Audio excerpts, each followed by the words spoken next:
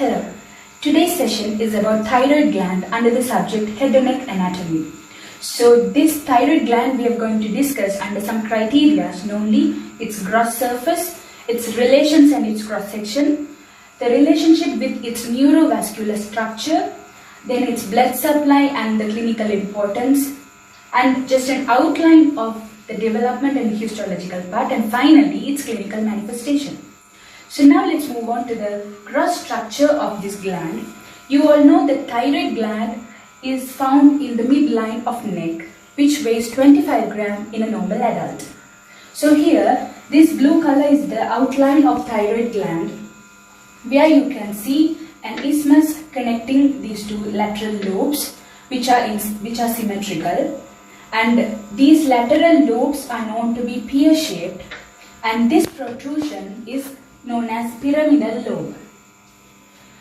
You can see here, these upper poles are usually narrower, whereas the lower poles are broader. And this isthmus is attached to the second, third, fourth tracheal rings, whereas these two lateral lobes extend from the oblique line of thyroid cartilage up to the sixth tracheal ring. And this gland is encapsulated by its own fascia, as well as, in addition, it is also surrounded by pretracheal fascia.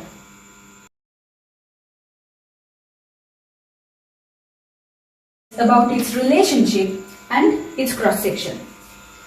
This diagram you should be very clear in head and neck, as it is frequently asked in essay questions also, and which gives a clear idea about the structure's orientation in the head and neck. So this is a cross section of neck through the thyroid gland. Here you can see this is the cross section of thyroid gland, which is triangular. The lateral lobes you can see it is triangular. And here in this cross section, this is the dorsal surface and that is the ventral surface. And this is the vertebra, and these are the prevertebral muscles and extensor musculature. So here, now we are going to discuss about the relationship of the thyroid gland. So as we have told, the cross section of the lateral lobes is triangular. So if it is triangular, there will be three surfaces obviously. So known as those three surfaces are lateral surface or a superficial surface, medial surface and posterior surface. So this lateral surface or else the superficial surface is just behind the strap muscles known or else the infrahyoid muscles. So we know below the hyoid there are four muscles known as infrahyoid or strap muscles. Among that four, two muscles known as sternothyroid and sternohyoid are in relations with the lateral or superficial surface. Then we will come to the medial surface. So here you can see this is the cross section of a trachea and this is esophagus. So obviously this medial surface is in relations with these two structures. So you can tell that the medial surface is in relations with the lower part of larynx and upper part of trachea, as well as lower part of pharynx and upper part of esophagus. So in addition to these four structures, this medial surface is in relations with two muscular structure and also two nerves. Those things are, those two muscles are cricothyroid and inferior constrictor. Cricothyroid is attached with the larynx and inferior constrictor is attached to the pharynx. And the two nerves in relations with the medial surface are external laryngeal nerve and recurrent laryngeal nerve. Those two we will discuss in the neurovascular or as innervation part. Now we will come to the posterior surface. So before that, here you can see these green color structures usually denotes the fascial encapsulation as well as the nervous structures. So here, as we've already told, the thyroid gland is covered by the pretracheal fascia. So this is the carotid sheath which contains internal carotid artery or else common carotid artery in respect to the place where we incise, and this is internal jugular vein, and in between vagus is found in the groove.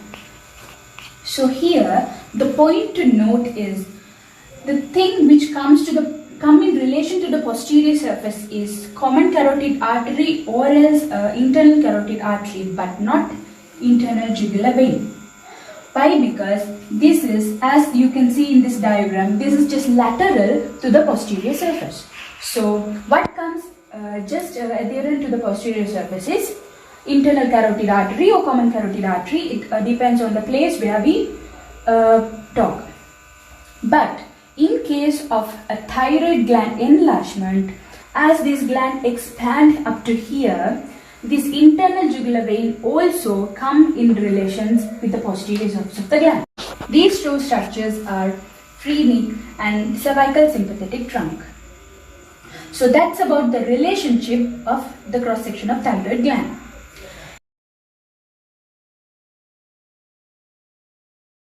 We come to this diagram again. As we've said, this protrusion is known as pyramidal lobe, which is actually a remnant of thyroglossal duct.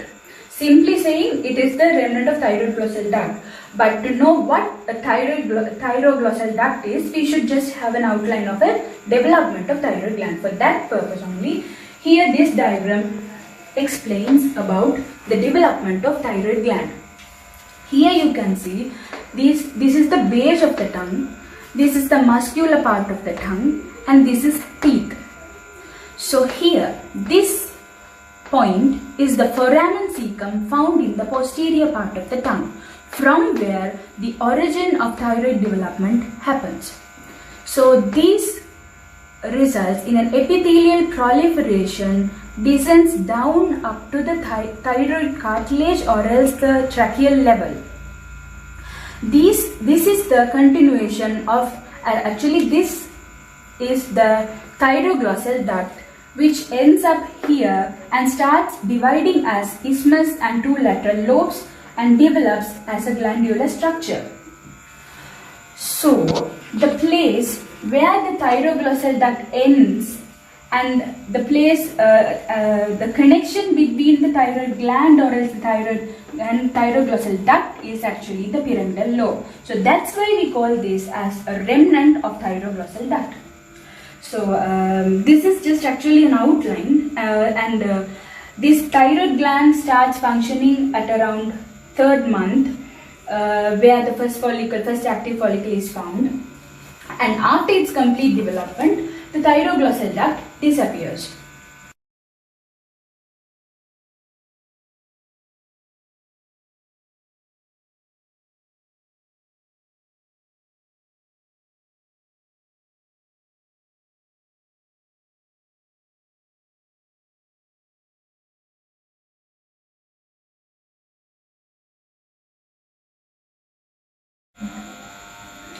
Now comes the histological part.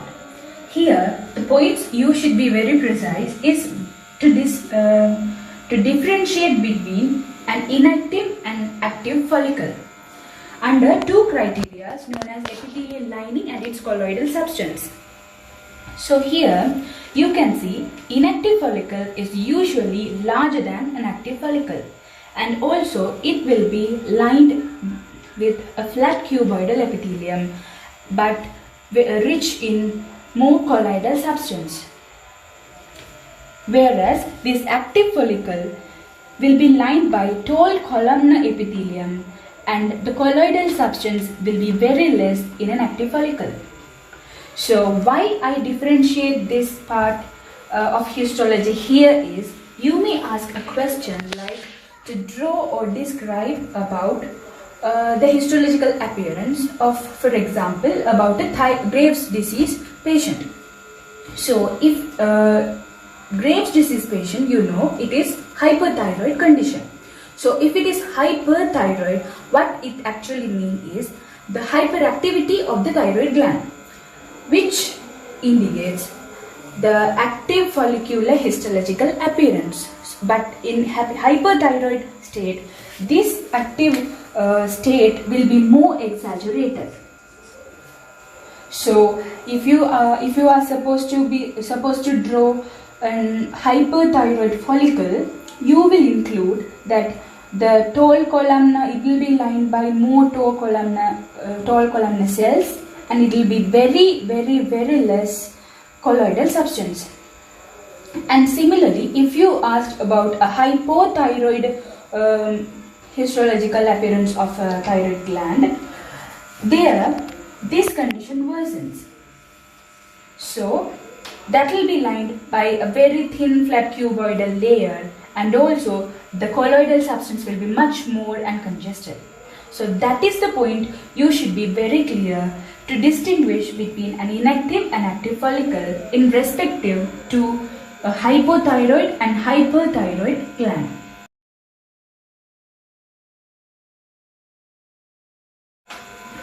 Okay, now let's come to the relations of neurovascular structure with the gland. So in this diagram, you see this is the thyroid gland. This is the red color denotes the arterial supply, and blue color denotes the venous drainage, and the green color denotes the nervous innervation. So before that, when it comes to discuss about the blood supply, it includes arterial supply and also venous drainage. So arterial supply for thyroid gland is from three arteries, namely superior thyroid artery, inferior thyroid artery, and a very small branch of directly from arc of aorta known as thyroidea ima artery. Venous drainage of thyroid gland is also from three veins known as superior, middle, inferior thyroid vein. So here, this is the arc of aorta, and I have just only described the left part of its neurovascular structure. This is the common carotid artery rising straight from arc of aorta and divides here as internal carotid artery and external carotid artery. There you can see a small branch coming deep longer up to the level of thyroid gland, that is known as the superior thyroid artery. And another artery known as inferior thyroid artery emerges from the thyrocervical trunk, which is from the first part of subclavian artery. And the third one is a thyroidea ima artery directly from an arc of aorta. So here, as this is left superior thyroid artery, similarly right superior thyroid artery will also come and anastomosis in the superior border of isthmus.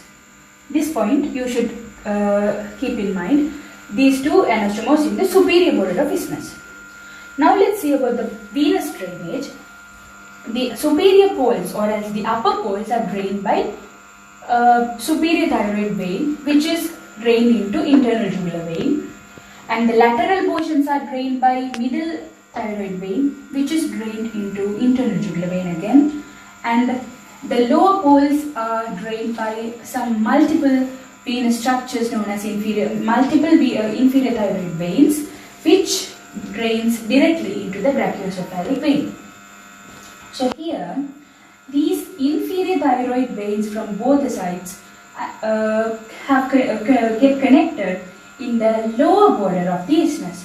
So there, superior thyroid artery anastomos in the superior border of the isthmus, inferior thyroid vein anastomos or form plexus in the lower border of the isthmus. Okay, now let's see the nerve. As we've already told, what is this? This is the vagus nerve, which is found in between the groove of in between the common carotid artery and internal jugular vein. So this is obviously vagus nerve, which supplies superior laryngeal nerve, which then divides into internal laryngeal nerve and external laryngeal nerve. The external laryngeal nerve, as you can see, it travels accompanied by the superior thyroid artery. Similarly, the next nerve is recurrent laryngeal nerve. As it is the left side, it hooks around the arc of aorta and travels here and goes behind the gland, the posterior surface of the gland. So, here the point to note is a little bit related to the clinical manifestation. In thyroidectomy or whatever a surgery is, if we're gonna do a surgical incision of a particular organ, first of all we should ligate the artery to prevent internal bleeding or hemorrhages. So here also in thyroidectomy we should ligate both the arteries, mainly the superior thyroid artery and inferior thyroid artery. But here these both arteries travels in relations with external laryngeal nerve and recurrent laryngeal nerve respectively. So here we should be more clear and precise in case of the ligation.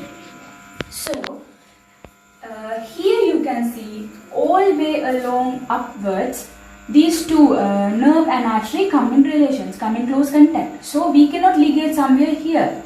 But here you can see this superior thyroid artery comes directly downwards to supply the thyroid gland, whereas this external laryngeal nerve turns its direction and go to supply the cricothyroid muscle. So that is the point, that is the superior border, just close to the superior border of the thyroid gland, where you should do the ligation of the superior thyroid artery in order to prevent the nerve damage to the external laryngeal nerve. As similarly, here to ligate the inferior thyroid artery, this inferior thyroid artery goes behind the thyroid gland, and also these recurrent laryngeal nerve also come behind the gland and travels in the groove in between the esophagus and trachea. So there, to prevent the nerve damage to the recurrent laryngeal nerve, you should do the ligation of inferior thyroid artery just lateral to the gland. So it will be somewhere here or here, somewhere lateral to the gland. That is the point to prevent the nerve damage in thyroidectomy.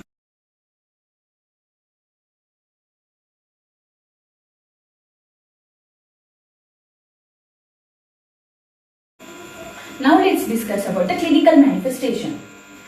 First thing is hoarseness of voice after a thyroidectomy. Why? Because there can be a nerve damage during this surgery. As we have already seen, in the procedure of ligating the arteries, any of these nerves or both the nerves can be affected. So it results in hoarseness of voice. Why? Because we have seen this external laryngeal nerve innervates cricothyroid, and recurrent laryngeal nerve innervates the intrinsic muscles of larynx, which muscles are very important in the vocal cord movements. So if any nerve damage occurs, this vocal cord movement will be disrupted, and it results in hoarseness of voice and inability to produce high pitched sound or else high frequency sound. Another clinical manifestation or else a clinical presentation of enlargement of thyroid gland is some may present with complaining about a midline swelling which moves with swallowing. That is why, because we have already seen that isthmus connects the thyroid gland with the larynx or else the tracheal rings through the pretracheal fascia. So that results in the concurrent movement according to the swallowing. So that is the reason for the swelling of the thyroid gland moves upward or downward during swallowing.